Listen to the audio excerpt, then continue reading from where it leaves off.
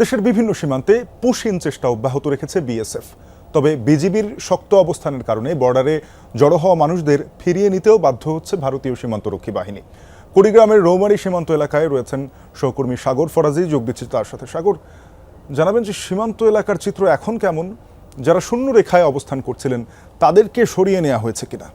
শাফিন, দেখুন, এর আগের খবরেও কিন্তু আপনাকে দেখাচ্ছিলাম যে আমার পেছনে যে শূন্যরেখাটি রয়েছে সেই শূন্যরেখায় তারা অবস্থান করছেন 6 জন।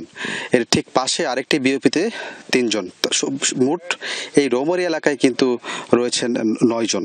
তো আমি যদি একটু বলতে চাই শাফিন, এই যে এখন রোদ, কিছুক্ষণ আগে বৃষ্টি স্নাত আবহাওয়া ছিল, এই আবহাওয়ার মধ্যে কিন্তু এই যে ছাতা নিয়ে যে বসে আছে এই মানুষগুলো, তারা কিন্তু এখন প্রায় 34 ঘন্টা হতে চললো এইখানে অবস্থান করছে।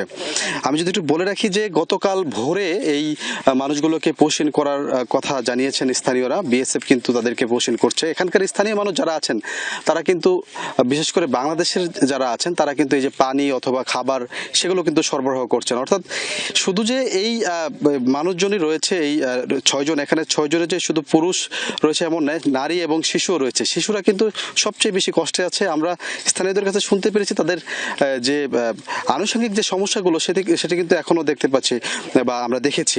আরেকটি বিষয় যদি বলে রাখি যে এই যে রাত হলে কিন্তু সবচেয়ে বেশি খারাপ অবস্থায় যায় এই বিশেষ করে এই পরিবারটি। অর্থাৎ এটি কিন্তু একটি পরিবার, আমাকে যেটুকু জানিয়েছে প্রাথমিকভাবে স্থানীয়রা।